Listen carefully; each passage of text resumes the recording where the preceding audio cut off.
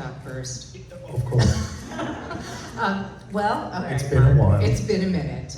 Mark and I have known each other, believe it or not, having nothing whatsoever to do with fashion or fashion collections or clothes or anything. We met when I was 19 and you were 17, even though I do say I'm younger. When I was a bartender at a bar in London, when I was pretending. I went to University College of London for my junior year abroad, and because I realized that they give firsts, they give A's to Americans because we had to pay, I realized that I didn't even have to go to class. So I thought, what better way to meet English people than work in a bar? So I got this job at a style bar called Freud's, which was very popular, very posh at the time. There was a furniture design store above it, and it was all concrete in a basement. I mean, when I think about that now, it was like we were in prison. And Mark came in, and stayed there for 3 years. For 3 years? Until one of the Freuds sent a message through you, I think, or Johnny, saying he should get a job if he wants to come here every night and have free drinks, because... Was that the short manager who was really kind of a troll? No, that was Guy. No, this was the Freuds themselves. Okay. They were very... And I did think about getting a job, but the toasted sandwich element was going to be very complicated, and I couldn't do toasted sandwiches. You know, I had learned to do toasted sandwiches, but nobody wants me to cook, but I still have a scar from when I slashed my finger with a knife trying to cut bread. So you probably saved yourself a lot of heartache. But what's so crazy about that time was that, you know, in 1990, I mean, it was still this kind of amazing, like, fabulous place to be in London. And it's not like you and I did, I remember we did a lot of vintage shopping, right? I mean, I still had like a Choose Life t-shirt, you know, we went to Boy London, but I also remember thinking that you always had very unique style and a real interest in it. But what was so fascinating was that our group of people who all became friends in 1990 at Freud's, in so many different scenarios, wound up going into fashion. Years later, we saw people that we knew. Sidoni worked at Alexander McQueen. We had our friend Mesh, who was the director of PR at Galliano. I mean, these were people that we were just drunk with all the time. Who knew that, you know, so many big things were going to happen? And I just remember it being such a joyous time, just a really joyous time, and that we were experimenting with our identities, and we were experimenting with clothing in a way that I really think is kind of, you know, what this book in some way is the culmination of. So I guess my first question is, you know, why now, and how did this all get started? A lot of it is based in exactly what you just said, which was, you know, when I was obsessed with fashion in a very different way from how I am now, or most people are now. But it was also after you left London with the green velvet jacket that I begged you to give me from World Service, and you never gave it to me. Never. I don't know where that jacket went. Yeah, so I drifted off into producing shows and dipping my toe into fashion in and out, and not really liking the people, but then also like enjoying writing about fashion in quite what I would say a serious way. But I could never write about the things I really wanted to. So if you Google me, it's like I write about the same things all over again. Like, oh, the influence of Patti Smith's Horses cover on fashion, and you know, I write about the white shirt. Yeah, the white shirt, the black jacket, Japanese deconstruction. Yeah. And I'd be forever edited or dissuaded, or you know, story ideas would be refused that I really wanted to do because they're not advertisers and they're not, you know, it's not Balenciaga or Gucci now, or whatever. And I'm, you know, increasingly or decreasingly interested in that kind of fashion, in the world that fashion has become. But I wanted to go back and find out why did I fall out of love with it? And what was it I loved in the first instance? And I wanted to identify that through talking to people who'd kept things from the past and identifying what they loved. And then I was in Paris when shortly after Azzedine Alaïa died, and I had lunch with Carla Zazani and did a shoot with her. And it was shortly after her sister had died, and she was talking about the immense archive that Azzedine had collected, and how much the clothes she owned meant to her. And I thought, this is very interesting, because you you're a big fashion person, and it's, you know, you're launching you're staging an exhibition at the foundation, but it's, you know, you're, at one point she was quite tearful about her sister in Azadine. It's like, your best friend just died and your sister died, and these things really mean something to you. And I thought, I'd love to do something that's really about our personal connection to fashion. Me being 17, wearing a fake Chris Nemeth jacket by pinning together post sacks, because, you know, I couldn't afford a Chris Nemeth jacket, or a Cathy Horyn hat that I bought in New York. And so that's, yeah, I wanted to explore that, but also work out a way forward that wasn't just nostalgia, because we can all sit around and go, oh, I used to have this great Gaultier jacket, and it was great back in the day when we used to go clubbing and we could stay out for 3 nights. Yeah, well, you know, that's fine. Nostalgia's fine, but we need to look at now, and how does this relate to now, and where are we going with fashion? Well, that's one of the most interesting things that I thought about the book, and the way that you organized the book. Now, you know, Amanda Harlake wrote the foreword, and I don't want to give too much away because I want you all to read the book, but she really does talk about dressing as a creative act, dressing to project and protect, which is so interesting because I have always said to reflect and deflect. So I was like, oh my God, Amanda and I have so much in common. So that was very exciting. And, you know, she also had this incredible comparison to music when she talked about fashion, and that clothing bears witness, which I thought was really, really interesting. And you added some Louise Bourgeois quotes that I wanted to start with, that you know, retell, remember your life by the shape, the weight, the color, the smell of the clothes in your closet.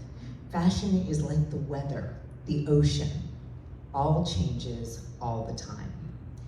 And that I thought was actually, you know, not just quite poetic, but quite philosophical. And then you went and you basically interviewed 3 people on 3 very different elements of fashion and style. You did Valerie Steele, and that was about fashion as product, and Andre Walker about fashion as identity, and we're going to talk about this. And then, obviously, I don't want to mess this up because I know everybody's name now. And of course, I can't see. Claire Wilcox, who is the chair of the fashion curation at London College. And that was about fashion as memory. And now, to me, all of those are incredibly different aspects of fashion. How did you decide on those 3 topics? Because there's so much to say about each of them. And why did you choose those 3 people to interview? First of all, those chapters didn't exist in the first draft of the book. It was produced very much as you would see it without those chapters. And then my very lovely editor, Francis Arnold, who's here, had a long conversation with me, and we said, you know, that we decided that let's contextualize this. What actually is the book about? It can't be this amorphous. It can't just be, I don't want you to just hope to get things that I'm talking about. And the last thing that went into the book was my essay, which I needed to really think about a lot, and reflect on things. It was post-pandemic, a close friend had died in fashion, and there was lots going on. So we picked those 3 themes, which I feel like are the most central to what I wanted to look at. Product, because I feel like fashion has become too much. Product can be poisonous, but also, as Valerie says, fashion has always been product. There's no, exactly. You can't, you know, it's a thing. It's, you know, you have to sell it, whatever. I think she said something about the fact that it's not really fashion unless it's off the runway and it has been worn, even if it's Daphne Guinness. Yeah. It has to live. It has to step off the runway. It has to live for a second on the street, or it's not. It's just a concept, you know. And now we're looking at creating AI fashion shows, and it's just hypothetical. It's like, not interested in that. Identity, because that's, you know, it's like how we grew up. I wanted to, you know, I was a queer suburban kid from South London, and I wanted to, you know, be all outrageous and a club kid and whatever. And memory, because I mean that's how fashion stays with us. Talking about Louise Bourgeois, Claire says something very interesting in her conversation with me, and she wrote the most beautiful book called Patchwork, which I urge you to read. It's all about her time at the V&A as head curator, and it's incredibly moving, and it's about how she loses a child, and it's her father, and the clothes attached to these moments and the history stay with her. And she said that sometimes people donate things to the V&A because the burden of the memory is too much. And it's the museum's responsibility to take that memory. And I found that to be so profound. One, because I thought, wow, sometimes it really is a burden to carry the memory of that clothing. And this idea of it, I want to go back to a little bit of the three of them, because I did find it very interesting that Valerie was like, this idea that clothing is anything other than product is romanticism, is just this kind of the, fairy tale idea of what it is. But she also said, as you said, that it's always been that way.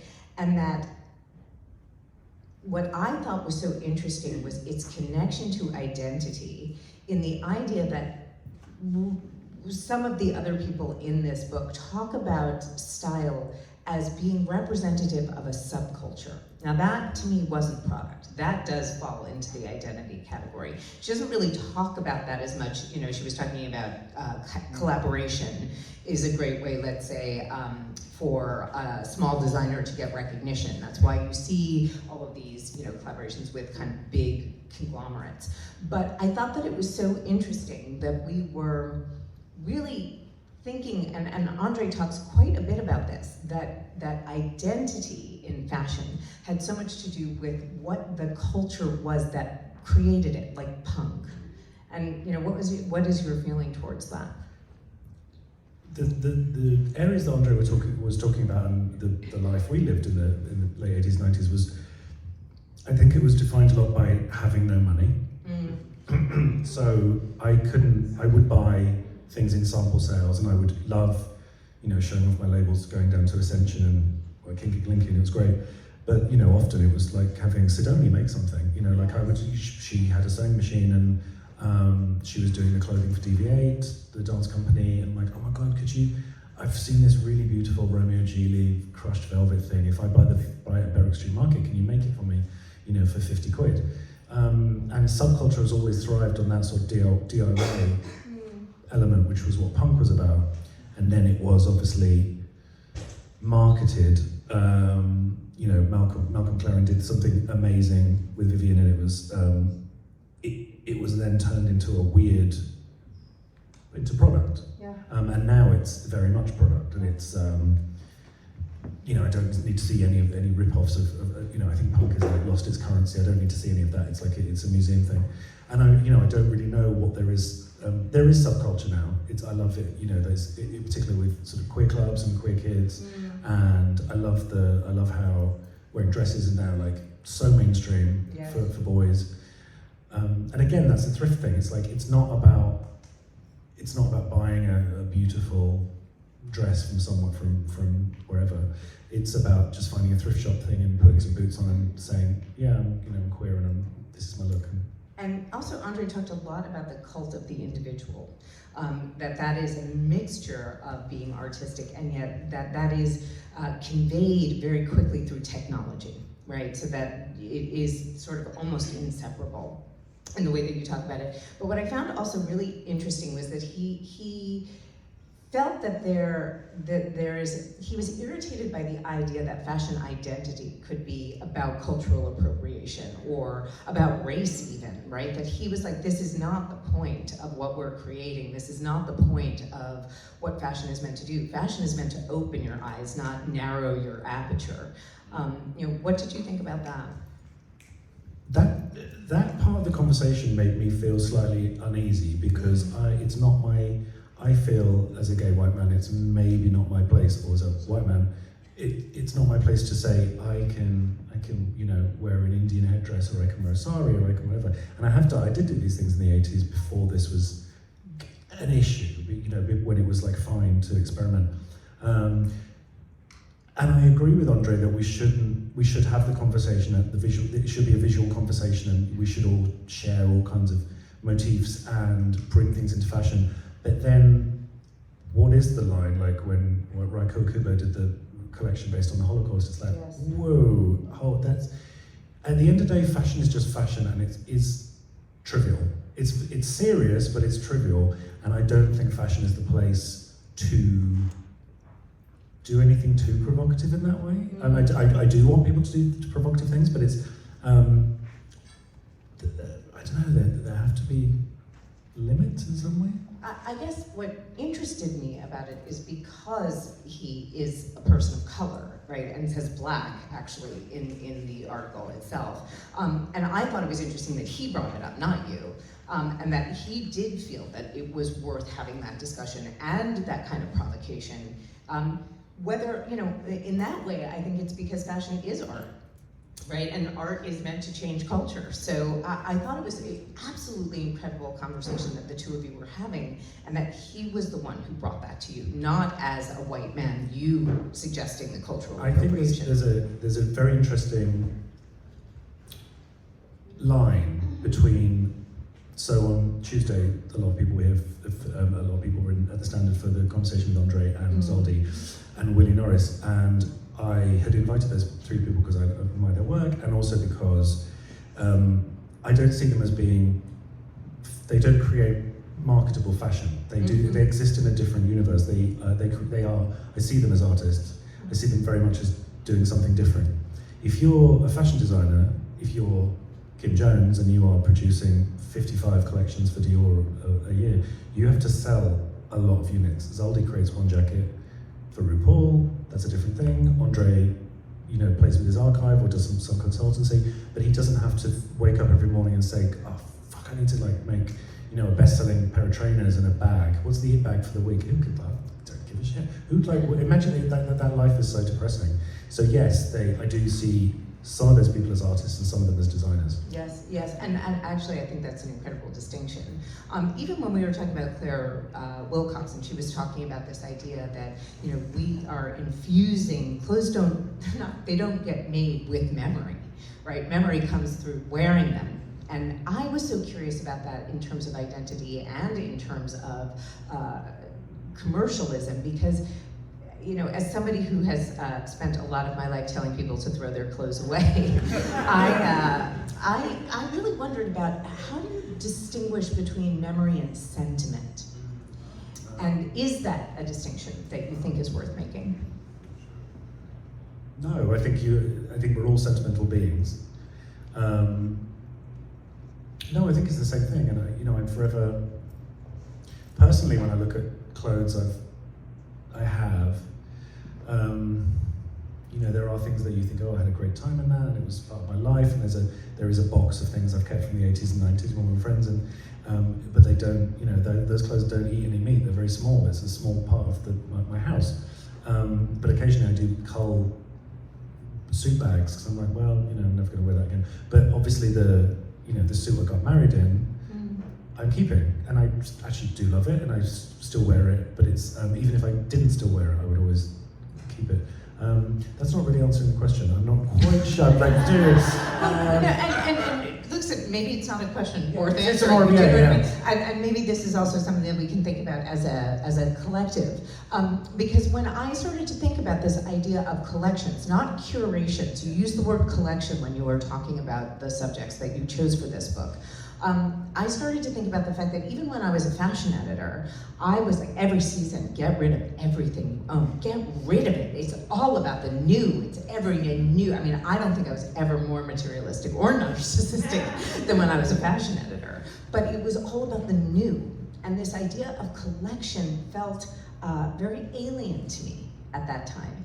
And even, on something like What Not to Wear, if we were like, okay, your dead grandmother knitted this sweater for you, it looks like crap on you, but put it in a hope chest, right? And keep it because of the sentiment, because there is memory attached to it, because you have infused it with meaning in a way that does not have anything to do with whether or not you're wearing it, whether you're projecting or protecting, right?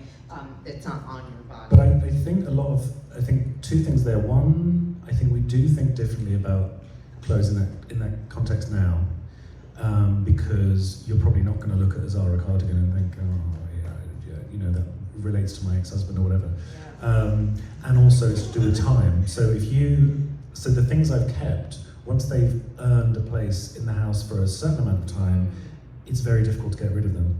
So I can be quite ruthless with something, but then so I discuss in the essay where we're talking about Louis Bourgeois, how my friend Philip died during the pandemic, not of COVID, but we'd been messaging the night before, and he was in a really bad place, and he was suddenly not in a bad place, and it was so joyful, and we were all looking forward to hanging out, and then he passed away, and it was a big trauma for all of us. And I have this really beautiful cashmere blanket that he gave me, and I discovered it's covered in mothballs or eaten by moths.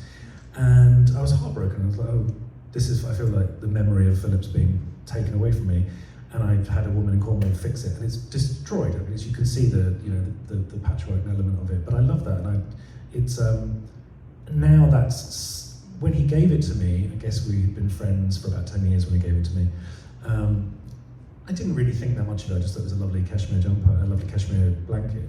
But now it's been in my house for over 20 years, 25, and it will never go. You know, if it could be, you know, if it was on fire, I would keep whatever's left. It's, you know, it's fine. It's sentiment and it's memory and it's emotion. Yeah, my father passed away, and I sprayed all of the oldest sweaters that I could find of his that were wool, that none were cashmere. This is when he was a poor professor. He had nothing, and I took his cologne and I sprayed it all over them, and I just keep them in a drawer so that I can go and like just. I wouldn't be able to do that. I remember when my mother passed away, we went to clear out her flat, and there were all these clothes, some of them hadn't even been worn, and I lasted 10 minutes in the house, and I said, I'm sorry, I can't do this, and I don't want anything apart from the clock that I put a post-it note on about 30 years ago that I want. It's beautiful, ostentatious, Victorian, weird, gothic clock. But I also feel sad seeing the clock, because I knew whenever she passed, I would have the clock. I wouldn't want any item of clothing from my parents in my house. I remember when my father passed away and being in the house and looking at objects that he had worn and being so ripped apart. I just thought, I want all this gone. I don't want to ever see this again. It's not something I want a connection with. I want to see a picture. It's too much for me. It's too real. Wow, I usually wrap the sweaters around me so I feel like I'm getting a hug. I mean, but different thing, it rips me apart. But sometimes I want to talk to him and I want the hug, so I'm willing to do that. I am curious how you chose the subjects for this book, because they are a very varied group of people that all represent the three themes of product and identity and memory in very different ways. And how did that come about? I mean, you know a lot of people in fashion, but there are very specific people. I am not in this book, by the way. Volume 2. But I am curious how you chose these collectors, and what came first, the pictures or the interviews? Because I find that they inform each other in very interesting ways. First of all, I would only call Stephen Phillips a collector. I think that, as Carlos Azzani says in the book, collection is a very big word. Yes. There were people we discussed about having people who I think are amazing, like Hamish Bowles and Alex Fury, but they collect women's couture, their clothes they haven't worn, they just love the craft and the beauty of it, and fantastic, they have amazing collections. But what I wanted to do was find a group of people who have stories, each thing they own, whether it's from they wore it 40 years ago, or they inherited it from their mother, or they bought it last week. It tells a story of their life. So that was very important. And then there was an endlessly painful conversation, and there was endless emails back and forward with people I wanted and couldn't get. And then we realized we needed to cast. It was like casting a film. It's like, yes. We're missing someone. And the thing that really guts me is I don't have a woman in music that I want. I was desperate.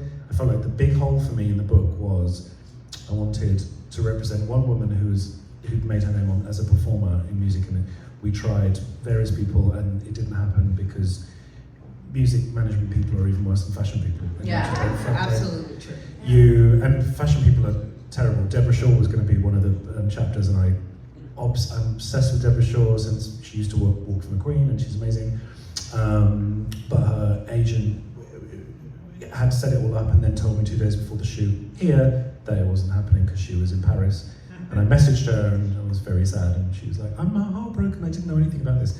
And it's like, you know, okay, but fashion people don't really, most fashion people are just, there are sort of 5% of talented people in fashion, the rest are gatekeepers. But to go back to the choosing of the book, it was, yeah, there was lots of moving things around, and I suddenly thought, oh, good, like when Kareem Rashid was a late entry, because I'm like, oh, we don't have anyone talking about text or graphics, and that's such a big part of fashion, and such a big part of his history. So the early people were easy. Valerie and Jean, who I'd met in New York, and I'm like, this is, you know, Valerie and Jean, please stand. Please stand. You're in the first chapter of the book, an absolute New York icon, so we need to see you. And they represent everything I love about fashion. You know, it's pure joy. It's not about a designer. It's about putting a look together. It's about keeping things. It's about just having a great time with clothes and not taking it seriously. And so they were a natural step, natural inclusion. Sandy Powell, because before this I was doing a book with Sandy, and I've known her for a long time, and I was initially a fan of hers because of her links with Derek Jarman. We have a mutual best friend, so I got to know her, and it was that thing of, I'm a really big fan, but now I'm a friend, and it's like, oh, really weird. Like when we go for dinner, I'm like, oh, tell me more about, you know, on working on Derek Jarman's films. But I really wanted to do a book with her, but we stumbled because she doesn't have any licensing rights to any of the images that from the films. And just to be clear, Sandy Powell is the cover of the book, and is an amazing costume designer who's been nominated 15 times or something. He has 3 Oscars, I think. Yeah. 3 Oscars, and had the BAFTA Fellowship, which is the highest accolade of any costume designer ever in BAFTA. So yeah, there were lots of moving parts right up until the end, and we decided it was going to be 13 chapters. So it's like, oh, do we have enough?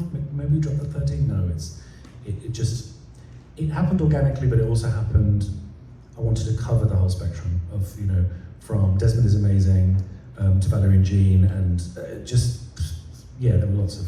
Well, can we talk a little bit about that? Because that's where I thought identity played such a strong role in the book, was that there is so many different types of people represented talking about their relationship to style and fashion, and what they enjoy in their closets, what they want there, the ultimate goal, right, is to be able to open your closet and actually experience joy instead of dread. And Desmond is amazing. Now, I did not know Desmond is amazing. Can we talk a little bit about him? He's 16, 17? Yeah. They are 16, 17? Desmond doesn't mind about pronouns. One of the interesting journeys of the book was discovering that people who are super touchy about actually don't care about their pronouns. They just want to be treated with respect and appreciated. So Desmond was a really interesting one because they were maybe 13 when I first met them, and I approached his mom and I said I'd really like to I'd have Desmond as one of the chapters, and we did a shoot in Bushwick, and the interview was bad because Desmond was still a baby and really I was asking him things, and it was not a great conversation. Right. And then not very philosophical. It wasn't. He looked great in the street, and he was still doing drag, and it was a big thing. But his journey between me starting and finishing the book, he had a whole journey, and he was like, well, I'm wearing mostly suits now in a very different way, and I don't really do drag, and I'm experimenting in a different way. I'm doing a very day look with makeup, but he brings this into school. He does it every day, and he wears leisure pants, whatever. So we did another shoot, and we did an interview, and he was so fascinating now because he'd grown up while the pandemic had left us all stuck on different sides of the Atlantic. So that was really interesting, and I was just so wowed by how courageous this teenage boy was with everything. I'm like, I would never have done this when I was 12, 13. I was so terrified of anyone thinking I was gay, and here he's like, I don't care, I'm gonna wear fucking heels and do whatever. Well, talk about, progression, right? This is something that even in the last 20 years, what we've seen happen in terms of degendering fashion, or just in the way that people are expressing themselves, even pronouns. This is relatively new territory, and the idea that it is being reflected in style, I think, is absolutely fascinating. I want to go back to a question that I don't think we really covered. What came first, the words or the photos? And if simultaneous. Simultaneous. Always simultaneous. So when I'm working, my money work is to be a photographer and journalist, and I generally do both things. And so I'll often do an interior with an interesting person, and I'll spend a day with them, 2 days with them, shoot with them, interview them, and it just feels like no art directors don't like it because they don't understand. Are you a writer or are you a photographer? Editors are confused. They're like, well, you must be able to do one or the other. It's like hair and makeup, right? Yeah, which you're not allowed to do both. No, you're not allowed to do both. So it's very difficult to convince people that you can do both, and you're actually a good bet because you can go off and do it. And I'm spending a lot of time with the person. I can forge a relationship, and that's great. So we do with the interviews. We generally always do the portrait on the same day. Or in the case of some people, 2 portraits. Please stand. So it was beautiful. One of the so we do, and then I do the studio shoot another time because that's a long, boring day, as my good friend Nick knows, who was assisting me through all the New York shoots. Hi, Nick. And wrangling mannequins, which we never want to see again. Exactly. But no, also, so it was whatever the logistics worked best. And because there was not really any budget for the book, it was shooting in friends' apartments, or in some case my apartment in London. A good friend of ours let us use her office in St Mark's, and it was a real sort of guerrilla operation with all this lighting kit and trying to make it seamless. But it was very important for me that everyone was 100% happy with their representation in the book. So everyone had picture approval, which is why Carlo came back to New York to photograph it. We had a long conversation on the phone. I didn't think we needed to reshoot it, but I thought, you know what, it will break my heart if everyone doesn't love it. So it has to be, I think it's great, but we're going to redo it. I'm fascinated also about how you chose the pieces. Because was that a conversation that came out with each subject? Or was that something like, particularly Stephen Jones, I'm thinking of, right? I mean, there is such a representation of his body of work, which is remarkable, the collaborations that he did, that you notice that there was a label that was both him and Ray from Comme des Garçons. How did you make those choices? Because what really struck me wasn't just that you were having conversations with people that felt intimate and really enlightening. It was that the pieces that you chose from their, I'm using the word collection loosely, felt so representative of what they said. That was because they chose them. That was a decision I made from day one that they would choose what to represent them. Everyone had a brief that it was 10 outfits. Some people couldn't distill that down to 10 outfits, so we'd often have 17, 18. So, Suzanne Bartsch was one of the first shoots, and we had these incredible trunks of stuff turn up. I'm like, we've got to shoot it all because it's treasure, and we're never going to get to shoot this again. So some people found it very, very difficult to pick outfits. So Carla Zazani has 10,000 outfits in the foundation building. 10,000 dresses. So she said it was a fantastic experience for her because she got to spend days in the warehouse going through the dresses. Just I've totally forgot this, and so she fell down a rabbit hole of memory and working out what was important for her. Her life with Romeo Gili, her life with Azadine. So these were very not difficult. They were like difficult choices to make, but they were like, what's going to represent me? And with Stephen, Stephen thinks so quickly, and he knew he wanted to show his very first hats, very recent hats, his own label hats, which is his way of experimenting, and he wanted to show hats from each Dior designer he'd worked with, which was really important. Yeah, which also I found fascinating, the way that he describes each Dior designer that he worked with, and the very different philosophy that each of them had, I thought was remarkable.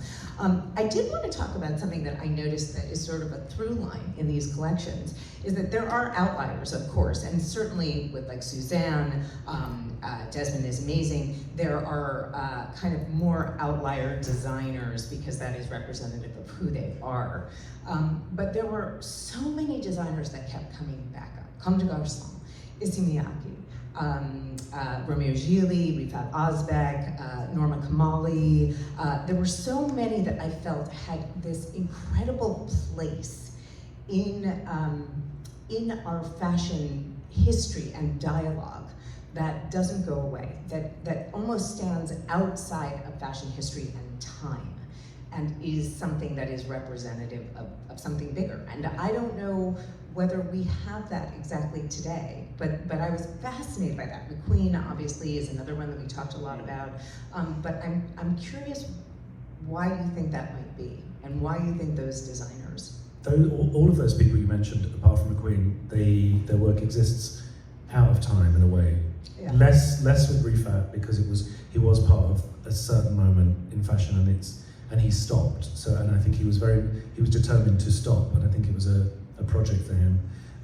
Gili, and Gili, you know, Gili stuff is so underappreciated, and it's a bargain on eBay. And it's, you know, buy it now because there's going to be a retrospective at some point, and he's, you know, it's amazing. The quality of the fabrics and his obsession with the fabrics was, you know, defined his career.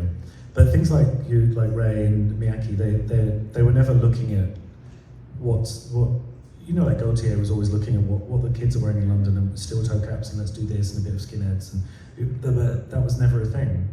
Rabbis. Rabbis. But it's just like, and that there was that kitsch, and it's all fun, and it's of the moment.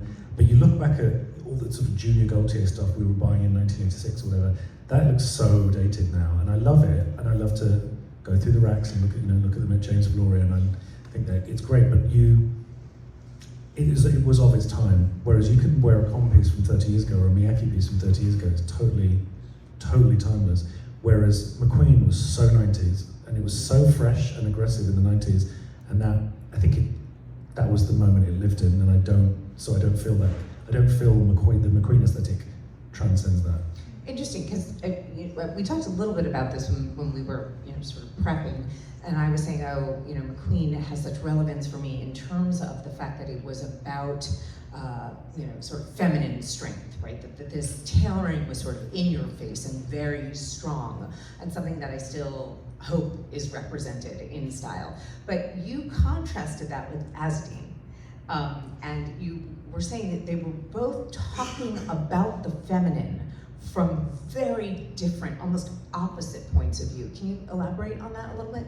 Well, I think McQueen's codes were very much from men's tailoring, and Azzedine's were absolutely from women's wear, but from a very pure place. So, you know, Azzedine did do ready-to-wear, and a lot of ready-to-wear, and it was always very sexy and body conscious. You know, it was always boobs and, you know, George Michael and Heidi, whatever. And it was super 80s, but it also then just like it became timeless. But you know, as we were saying, I can't imagine Azzedine ever doing menswear, because that wasn't his raison d'etre. There was nothing for him to do there, nothing there to say. So that the two created amazing forms for women and made them feel incredibly powerful and look incredibly sexy. But they came from very different places. And I think there's a power for a woman to wear tailoring, and there's a power for a woman to have her body shaped by what Alaya was doing, and it doesn't matter what shape you are. Like, it's like so, his work was so unique, and it was all made on the body, and it was, you know, so of it, so perfect. Yeah, and forgive me, I'm sorry, I don't want to look at my notes because it's just too interesting a conversation and it seems silly. So forgive me, when the subject who does McQueen's vault, the reason that I thought that was so interesting was that felt less about clothing and much more about looking for scraps of fabric or invitations to shows, and talking about much more how that reflected him as a person rather than him as a designer. Why that choice? Because that to me felt sort of standing outside the clothing of these people. I think John and Pablo, who run the McQueen Vault, they're exploring a way of documenting fashion with social media that it's not been explored yet. The potential for using Instagram and other ephemeral means of disseminating images has not been explored enough, and they're doing something fascinating. And their obsession with that story, and it's very much a story. It ends when he dies. They are not interested in what Sarah did afterwards, even though they have massive respect for her. They're also very respectful of Lee's history, and they do not discuss anything to do with his death or his personal life, because as John says, it's not their story to tell. But it is a story, and it's a very dramatic story. You know, he comes from nothing. He comes from a place of great talent, but he comes with no money, and then he's gone, and he changes fashion radically. And then the story continues with someone else, but that just amplifies what he did, because you can feel the loss constantly because he's not there. So he told a whole autobiography through his fashion, and he changed my life and John and Pablo's life. So they want to devote a lot of their spare time to him. So we were talking about sentiment and memory, and so you get a piece of fabric from, you know, a McQueen thing, and it's amazing. And I had a beautiful frock coat which he lent me, which was from Nihilism, the very first runway show. Oh wow! And I borrowed it for a photo shoot, and he forgot I had it, and I had it hanging in my bedroom. And it was like you do, and it was such a thing of joy. And I'm like, oh, really, really, oh God, I really love it, but I feel bad. I should give it back. And then I bumped into him, and I said, I forgot that frock coat. And he's like, oh, I totally forgot about that. And I was like, oh, okay, well, I'm going to send it back to you. And then a mutual friend, Trixie, who was a crazy drag queen, wore it out and tore the sleeves off it because he thought it would look better on the dance floor. So this priceless frock coat, which Lee did with Simon Unglas, is no more, and I do wish I'd not given it back. Yes. But I also felt it was the right thing at the time. You know, it was like, oh, I should be a good person and give it back, but I was like, Well, and also there's something about, again, the sentimentality of that, and thinking you were being reverent while Trixie was being irreverent with it, and both have an incredible sort of relationship to the piece. I just want to fast forward a little bit in terms of designers that we talk about today. And you said something really interesting to me that I thought was fascinating. You said, I don't understand fashion today. It scares me a little bit. Can you elaborate on that? And then I'd love to hear your opinion about some contemporary designers that you do think are doing things that are interesting. I think I am 52, and there's a lot of fashion that is not for me and is not aimed at me, and I think it's okay for me to not understand it. So I had spent a day with Samuel Ross in the UK. He lives in Nottingham, and he runs a Cold Wall, and he used to work with Virgil, and he's, like Virgil, he does product design as well as fashion. He's very interested in direct action on clothing, on fabric. And I talked to him for hours, and I thought, I don't understand what your perspective is. I'm fascinated, and it's because I'm just not making the link. I am old now, and you are young, and I need to get this. We're not. I refuse to use this. But I think there's lots of people, I think that, there are certain people who are doing esoteric, interesting things with fashion, like Matty Boven in London, and sometimes it's okay not to get it, because I'm never going to wear a Matty Boven fabulous knitted dress, because I'm not, and even if, the 22-year-old me would have bought that, even not to, just to have it, I don't want an attachment to that now, but I love going to the show, I love seeing it performed, I love it as a performance piece, but I don't need it. It's not the same. There's not the same desire to possess. No. And it's interesting. Also, we talked a little bit about this when you were talking about houses and Kim Jones having to do 55 collections now. But when I really think about commercialization of fashion, I always think first about America. right?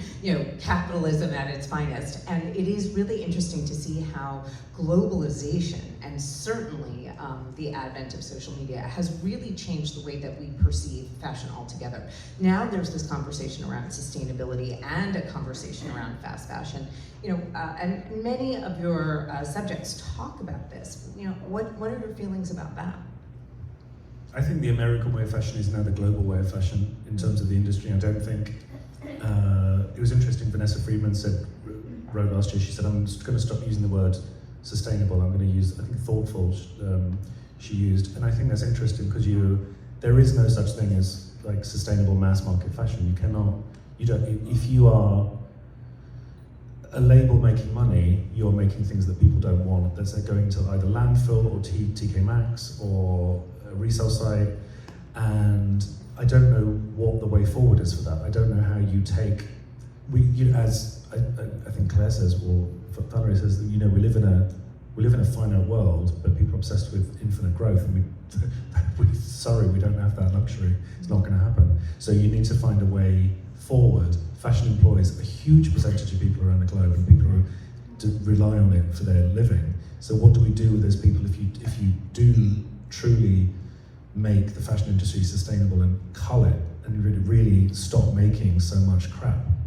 Yeah, and it is really interesting because I've always said this thing about fast fashion is, the easy explanation is to say, for people who don't have money, this is a way to feel that they are participating in trends, that they're relevant in some way, that they are, making a statement about what's modern. But what you just reminded me of was that in the 90s, we didn't have any money, and we were going to Portobello and trying to stitch things together and figure out ways to do that, which I think would be such an incredible thing, an incredible message to kind of, put out there with bigger designers, with designers who really have that kind of clout. Yeah. And lots of designers are doing that. They have their resale rails, or they recycle things.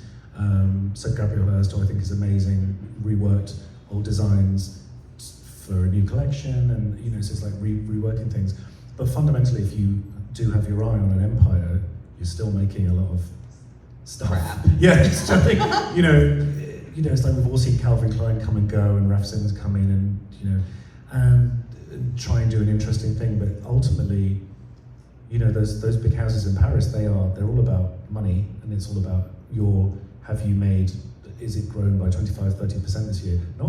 They're really not looking at small figures, they're looking at big figures. Yeah. And Sarah leaving McQueen, the new guy coming on, I don't think that the McQueen will be around in 5 years because it doesn't make enough money. I think it makes a lot of trainers, which sell in the Far East, and has some handbags, but I don't think it's not Gucci, and they can keep shoving a new person in Gucci to, sell of whatever shit they're, throwing to the camera.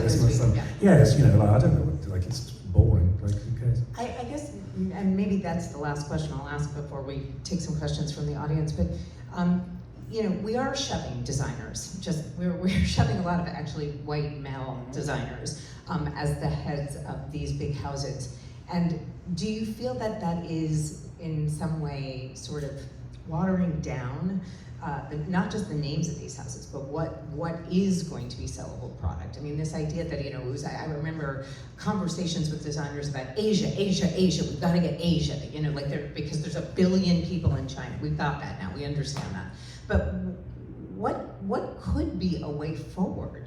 Or do you think that really most of these brands are going to have to settle for their accessories or their licenses? I know that, I think it was Valerie said that at one point Pierre Cardin had 904 licenses. I'm like, well, that's how you keep somebody's name alive, I guess, put it on everything. I think there has to be a collapse. I think there has to be an implosion of what the industry is now. And we need to reboot and find a new way. So genuine sustainability and the way forward needs to be really thought about. I think there'll be a crash, and suddenly you cannot sell 50,000 pairs of sneakers anymore with Balenciaga on. And I don't think you can water down what is now homeopathic in quite like, it's so banal. We do keep, here's the new white gay boys designing, your shoes. It's and it's the whole, grid of identical looking white gay men. But and white sneakers. And white sneakers. Yeah. But these people there's no point of view from these people. They're not telling a story, they're not giving you a perspective. Everything is to do with sales sheets and what the growth is going to be for next year. So the new guy from McQueen is, and I'm sorry I can't remember his name, but he's a really good talent. I looked at his work, he's fantastic. But he should be looking at doing something else. But what else are you going to do? Do you want the job? Do you want the budget to produce clothes? Or would you like to do a show in London just doing samples? Yeah. I don't really say again, it's horribly pessimistic, but there needs to be a big change. There needs to be a big collapse. And I think it will happen. I think we talked about Rick Owens the other day and how he created an empire pretty much with t-shirts and trainers, but he created an empire nonetheless, and he was very clever. Yeah. And I think you can create a new aesthetic and be independent. When he started, he was working with Io Bocci, who used to do McQueen's production, and then he bought all of Io Bocci's factories. It's like he owns the shop now. He's always been independent and ruthless. Production, yeah. Sorry, last question, it just occurred to me. So is there going to be a volume 2 with me on the cover? You've got a green jacket from nice name.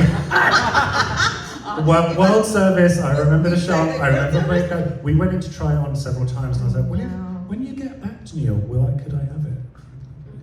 I did wear it my senior year of college, I know that. All right, anyway, I would love to open this up to people in the audience. Mark, thank you so much for answering all of my questions.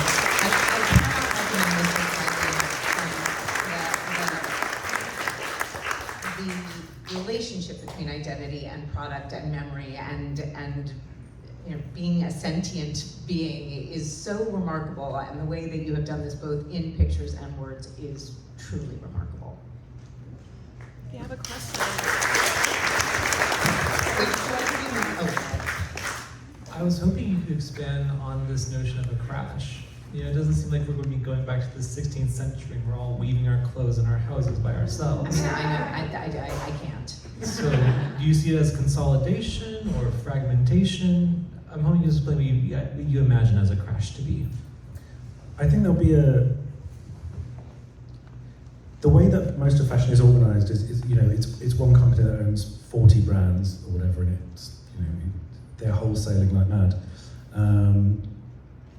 And there are people doing really interesting things that are still very successful, and they still have an eye on selling a lot and being conscious about things.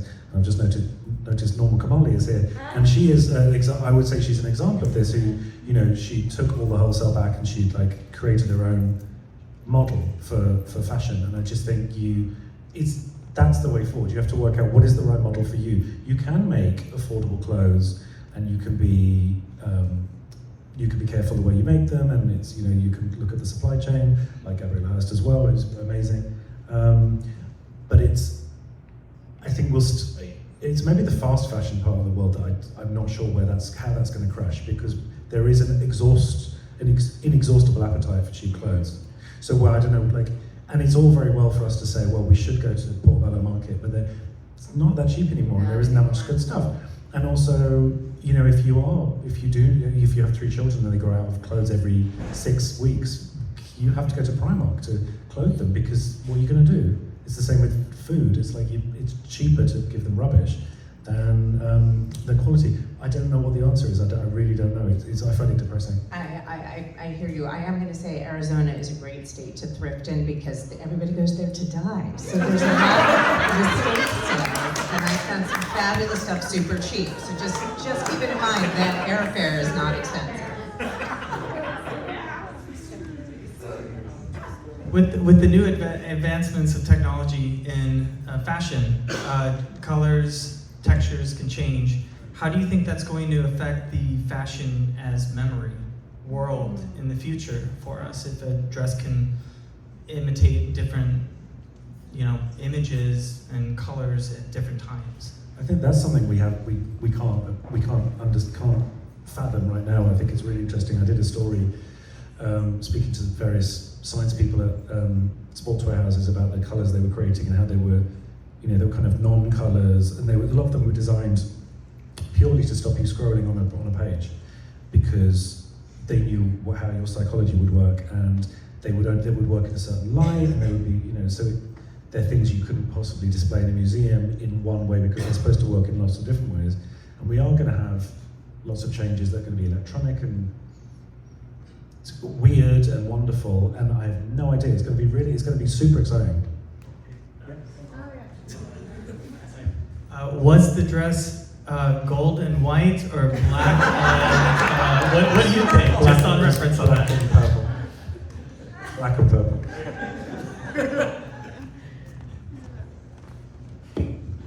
Hi. Should I stand? Yes, Okay. we'd love you to stand. One of the things that you talked about is how much you told people to cut, get rid. And one of the things that, when I've talked to a lot of people about fashion, about things, and they ask advice or whatever, you mentioned that when people open their closets and feel dread, I was thinking over the course of this, when we were discussing about sustainability, fast fashion, the pace of production, about how weird that is, historically speaking. Because most of the time when you would open it in the past, let's say 60 plus years ago, even if you don't love the style, you're gonna have memories for it, or you simply can't afford something new. Or it had utility in terms of value, right? And one of the things that I've always said about style is it has to meet one of two criteria: utility or joy, hopefully both. Absolutely. And one of the things that I think is really interesting is that a lot of the things that we said for television about throwing away, I don't think I would say in real life. But this idea of creating a closet that is reflective of who you are, whether that is memory, identity, product, all of the things, is what I find so fascinating about fashion. You are the only person in control of that narrative. And the narrative thread is, really does, it is an incredibly fascinating and interesting title, because for me, that is what we're talking about here. Mm-hmm. This is about how you control the narrative of joy, how you control the narrative of, are your beliefs or what you want out of life in alignment, and so that you feel that, when you do go to your closet, you're saying, this is me. I think this is as much about self-expression as anything else. And I think sort of like to open that up into sort of a broader question is, in this world of overproduction, what does creating memory through clothes look like? You want to take that?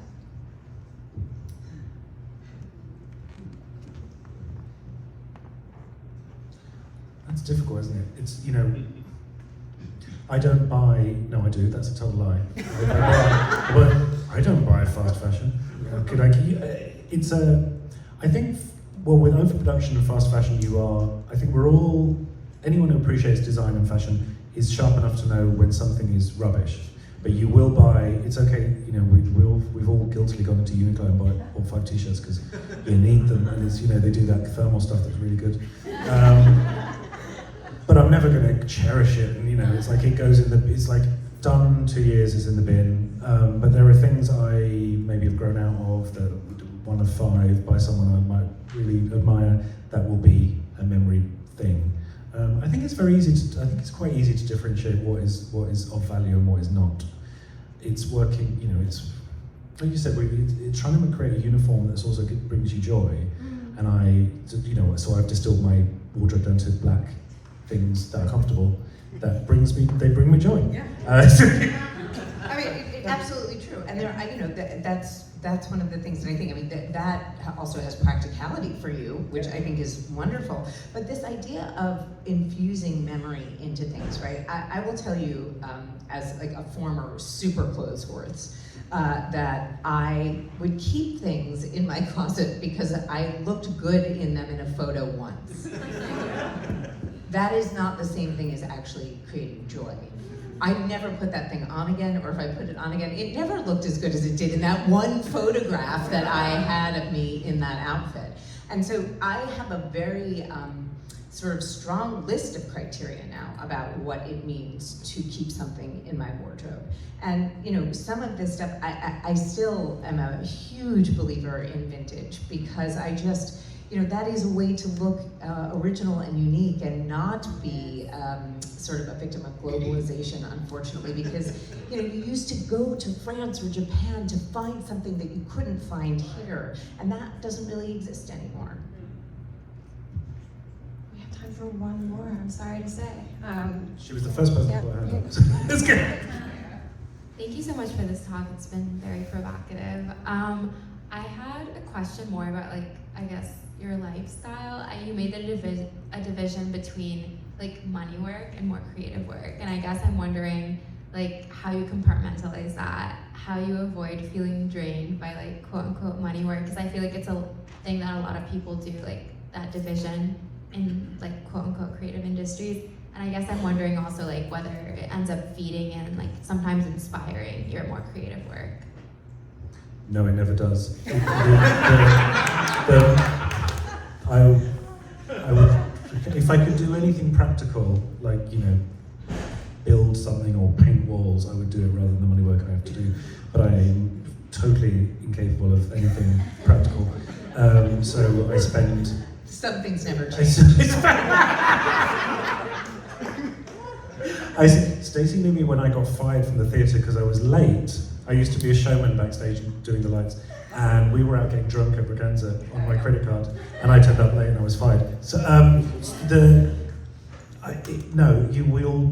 everyone I know does money work that they hate, and I don't think any of it really inspires you. It doesn't feed through to your creative work.